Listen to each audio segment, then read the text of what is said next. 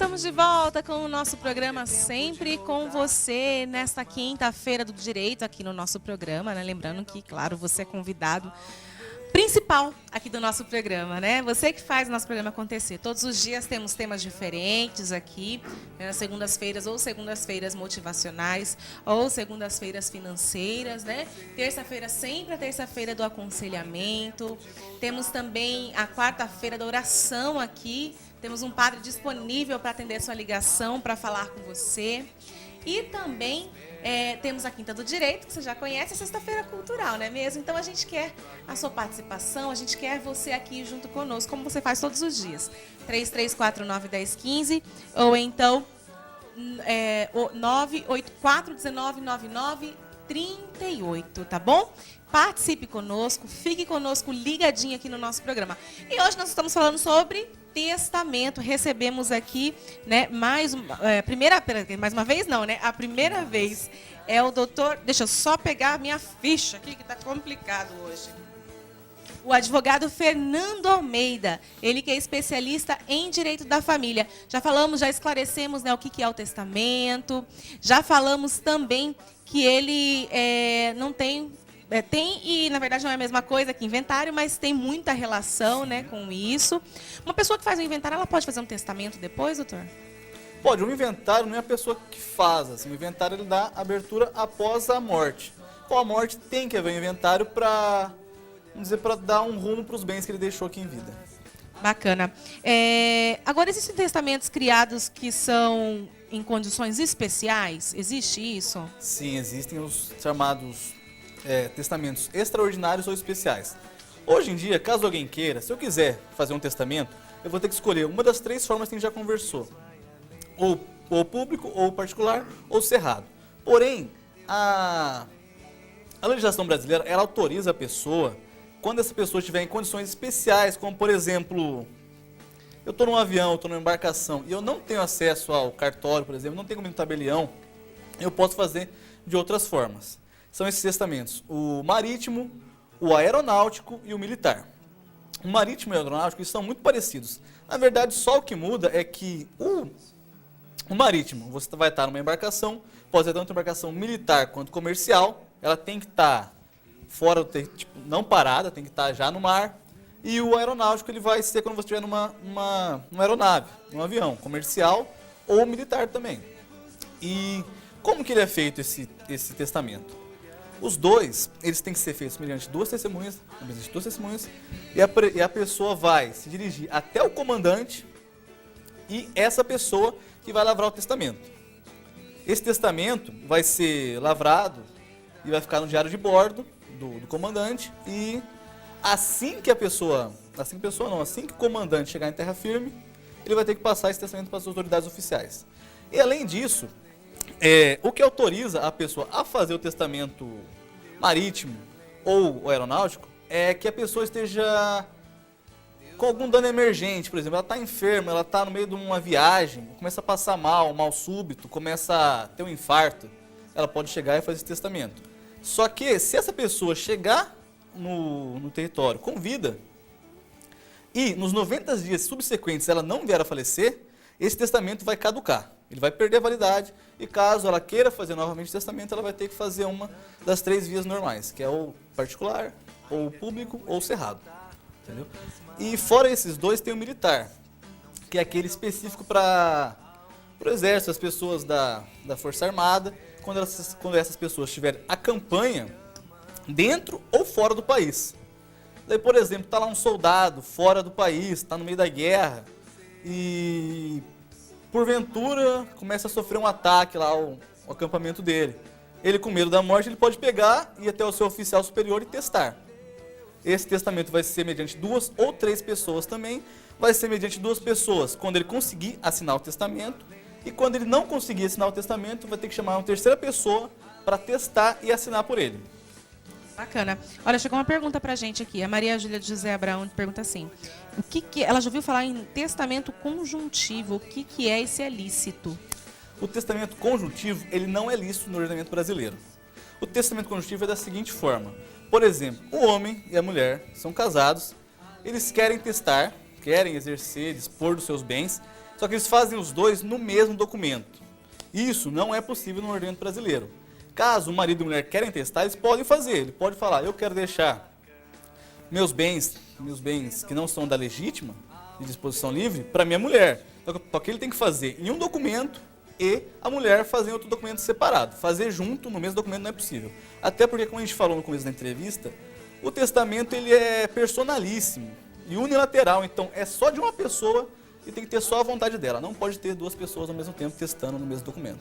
Tem mais uma pergunta aqui do Jonas da TV Morena. Pergunta assim, como pode ser feito um testamento vital? Testamento vital. Vamos explicar primeiro o que é, porque a gente estava aqui no cerrado público e particular, né? Já começou a surgir outras coisas. É que o vital é uma espécie que ele é considerado e não é considerado testamento. O que é o testamento vital? Por exemplo, eu estou sofrendo de alguma doença, alguma enfermidade muito grave. Por exemplo, eu tive um AVC ou qualquer coisa, e que eu venha a ficar em coma, por exemplo. Daí, mediante atestado de 2 médicos, assim, eu posso pegar e falar, a partir de me dar 2 meses, se eu não voltar do coma, isso eu com capacidade mental ainda. Se eu falar, daqui a 2 meses eu não voltar de coma... Por exemplo, vou fazer uma cirurgia, e aí pode ser que eu seja induzido ao coma. Eu vou ficar 2 meses lá, vegetativo, que não vai ter mais volta, se ficar comprovado isso, a pessoa pode falar que pode desligar os aparelhos e... um testamento não é um testamento, porque é uma última vontade da vida dela, mas muita gente entende que não é bem um testamento. Entendi. E o Conselho Regional de Médicos já entende também que caso a pessoa queira, assim, o médico não será penalizado. Mas é uma coisa bem complicada, assim. O testamento é só para quem tem muitos bens? Não. Não existe esse requisito. Qualquer pessoa pode testar hoje em dia. Basta que seja maior de 16 anos e tenha capacidade mental. Tenha com capacidade mental em pleno gozo. Bom, quanto ao testamento, ao patrimônio, a gente já comentou até que o testamento ele não precisa ser patrimonial. Eu posso dispor no meu testamento somente de disposições de cunho não patrimonial. Reconhecer filiação, tutoria, reconhecer união estável e por aí vai. Dessa forma, não impede nada. A pessoa pode não ter nada, ela pode assim testar. Só dessas disposições não patrimoniais. Outro assim, se ela tem bens de pequena valia, ela também pode fazer da forma que ela quiser. Não existe esse impedimento. Eu quero deixar só um bem que eu tenho lá, uma joia de pequeno valor, você pode fazer o testamento, não tem problema. Tá certo. E a questão assim a gente sabe que tem os beneficiários, né? Lógico, do testamento. Mas existe alguém que não pode ser beneficiado de jeito nenhum? Sim. A relação das pessoas que não podem ser beneficiadas no testamento, ela está, vamos dizer assim, a grosso modo, aquelas pessoas que estão diretamente ligadas ao ato de testar. Por exemplo, não pode constar como beneficiário do testamento o tabelião ou o comandante, no caso dos especiais, porque eles estão ali, vamos dizer que é uma proteção que o legislador quis trazer para que essas pessoas não interfiram na vontade, entendeu? Para não atrapalhar nisso. Também não podem ser beneficiárias as testemunhas, também não pode ser beneficiária aquela pessoa que a rogo escreveu o testamento para a terceira pessoa, para o testador, e também as pessoas que forem parentes dessa pessoa que escreveu a rogo, como por exemplo, descendentes, ascendentes, o irmão, a mulher dessa pessoa não pode. E fora isso também tem o caso da concubina, que não pode, se o cara for casado, a pessoa não pode deixar testamento para concubina. Entendi. Olha só, a Anália também do Parque do Sol pergunta assim, se o testamento pode ser anulado por alguém da família ou pode se fazer alterações? Alterações não pode fazer. Alterações só quem faz é o próprio testador. É ato personalíssimo, é a disposição da vontade dele e somente ele poderá alterar qualquer causa. Ele poderá fazer isso a qualquer momento. Como é a última disposição de vontade, até a morte dele, essa pessoa, por exemplo, testou com 20 anos. No decorrer do tempo, ela vai alterar o pensamento dela em relação às pessoas. Por exemplo, com 20 anos eu deixei uma casa minha para um amigo meu. Só que mais à frente eu entro em desavença com esse amigo e quero alterar a cláusula. Eu posso alterar, somente o testador. E posso alterar quantas vezes quiser. Tinha mais uma pergunta? Isso, ela perguntou assim se ele pode ser anulado por alguém da família. Sim, ele pode ser anulado. Quando que o testamento vai ser anulado? Ele vai ser anulado sempre que houver algum vício formal não, um vício de vontade, de consentimento da pessoa. Com vício de vontade, a gente pode dizer o erro, o dolo e a coação. Por exemplo, se aquela pessoa foi coagida, se um dos irmãos, um dos filhos, coage o pai a testar em seu favor, no momento da sucessão, no momento do inventário, o outro herdeiro lá, o irmão, pode vir a arguir isso aí em juízo. Falar, ó, naquele momento lá, meu pai agiu sob coação. E, se justificar tudo mais, ele consegue anular esse testamento.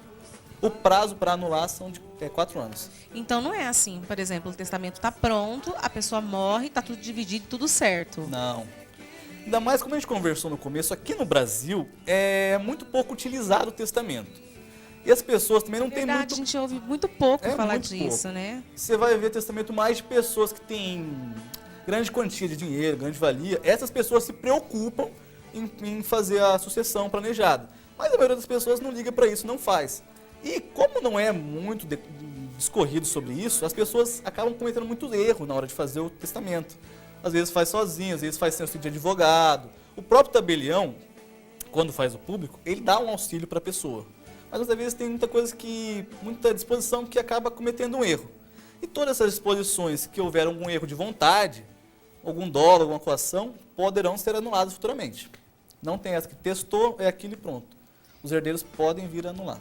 Agora você está falando na questão dos herdeiros, né? E se está lá, por exemplo, abrir o testamento e tem aquelas cenas de filme assim que aparece um novo herdeiro, sabe? Mas pode acontecer, né? Pode acontecer. Então, apareceu um novo herdeiro. Como é que ele faz nessa situação? Bom, mesmo se ele não é, por exemplo, reconhecido.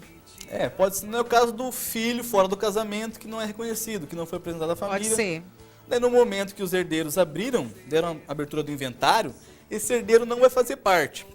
Só que nada impede que ele, através de petição de herança, entre no judiciário e pleiteie a sua parte, o seu quinhão da herança. E é importante mencionar que você citou no começo do inventário. Mas tanto depois da partilha, esse herdeiro pode fazer isso.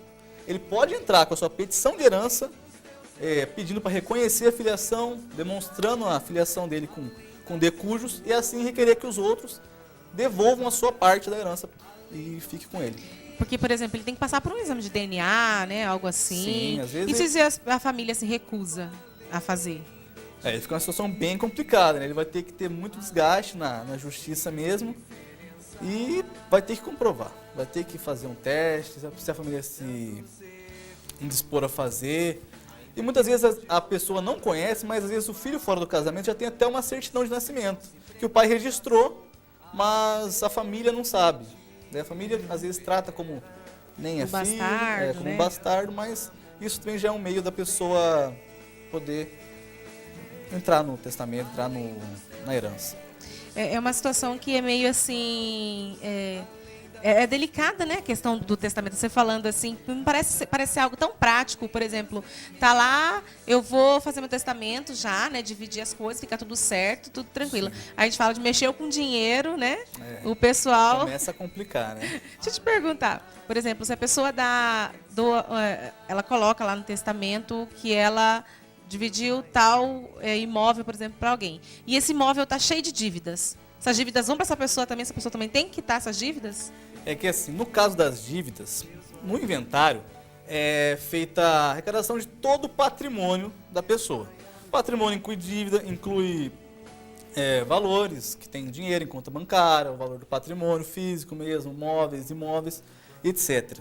Até para chegar no valor que a pessoa vai poder dispor do patrimônio, como por exemplo, a gente já conversou, tem a legítima, que é a parte que é obrigatória dos herdeiros, e tem outra parte que é a disposição livre do testamentário. Até nesse momento, como é que vai chegar na legítima? Vai ter que ser deduzido todas as despesas, vai ter que ser deduzido as despesas com funeral, com velório, e a partir daí, deduzida todas as despesas, paga todas as despesas, aí que vai chegar um valor X, que esse valor vai ser o quinhão de cada herdeiro. Então todas as dívidas, todos os valores que forem dívidas do decujos já vão ser sanadas antes de fazer a partilha, antes de fazer tudo isso mais. Tá certo. Agora sim, existe a forma de um não cumprimento, por exemplo, da formalidade do testamento? Um não cumprimento daquilo que está no testamento? Existe uma possibilidade? Por exemplo, Num testamento você pode dispor de cláusulas de condições. Por exemplo, eu quero deixar um bem para João. Só que eu coloco às vezes uma condição nesse bem. Por exemplo, eu vou deixar o imóvel para João se no prazo de 2 anos João casar com Maria. Então, se o João não casar com Maria no prazo de 2 anos, essa cláusula não vai ser exercida. Não vai ser passado o imóvel para o nome de João. Então, da mesma forma, eu posso colocar lá que eu vou deixar tal imóvel em nome de uma pessoa e colocar um gravame. Ah, essa pessoa vai ter que dar alimentos para terceiro. E a pessoa pode recusar. Então, pode ser ter certas disposições testamentárias que não vão ser dado efetivo cumprimento. Que não vai ser simplesmente feita, né? Entendi. Vou dar uma pausa aqui. Tem mais uma pergunta aqui pra gente fazer, mas vou dar uma pausa aqui pra você na nossa conversa, porque a gente vai dar a dica da semana, a dica do dia. A dica do dia é assim, essa dica é pra dona de casa, sabe? Quem tá assistindo a gente. Sim. Mas se você quiser também gravar a nossa dica pra levar, testar em casa, também pode, viu, doutor Fernando? Vamos aproveitar a dica. Vamos lá, então. Olha só, a nossa dica de hoje é sobre aquela gordura, sabe? Aquele óleo que sobrou da fritura do peixe. Então, olha só, se você fritou o peixe e sobrou muita gordura, você pode passar por um filtro para reter, né, as impurezas. Aí você vai pingar algumas gotas de limão e deixar esquentar um pouco. O óleo não ficará com cheiro e nem gosto de peixe. Olha que bacana, porque peixe é uma coisa que impregna, né, gente? Impregna na louça, na mão, né? O limão, a gente tem que colocar o limão lá para ver se sai o cheiro. Então tem como, por exemplo, reutilizar o óleo que a gente usa para fritar o peixe. Legal, né? Muito bacana. Espero que você tenha curtido a nossa dica de hoje. Vou aqui, a gente vai encerrando já, mas eu preciso perguntar. O senhor me disse assim que a pessoa, para poder fazer o testamento, ela tem que estar em plenas condições, né? Mentais e tudo mais. Agora, por exemplo, um deficiente visual, né? Eu quero saber assim, é possível que ele faça um testamento? Sim, é plenamente possível que o deficiente visual venha testar. Como você mesmo falou agora, a gente já debateu que o que é importante para a pessoa poder fazer um testamento? Qual que é a capacidade que ela tem que ter? Ela tem que ser maior de 16 anos e estar em plena capacidade mental. Então, a deficiência física que não altere a capacidade mental da pessoa não vai impedir que essa pessoa teste futuramente. No caso do cego, a gente tem umas observações que o ordenamento jurídico brasileiro ele possibilita que o cego faça apenas o testamento público. E ainda vão ter alguns requisitos a mais, como por exemplo, no público normal de praxe, o testador vai falar, né? E o tabelião vai ler depois esse texto que foi redigido uma vez. Já quando for com o cego, vão ser feitas 2 leituras. Primeiro do tabelião e depois pela terceira testemunha que o próprio testador vai indicar para que ela leia mais uma vez. E após isso vai ser assinado normalmente pela testemunha mesmo, a rogo, e é plenamente válido esse testamento. Legal, olha só. Tem uma pessoa que não quis se identificar, pergunta assim: por que tenho que pagar o testamento se já estou doando? Se sou de outro pai, eu acredito que seja isso, e gostaria de doar para um parente que mora no Brasil, mas não acho justo pagar, mas já que estou fazendo a doação.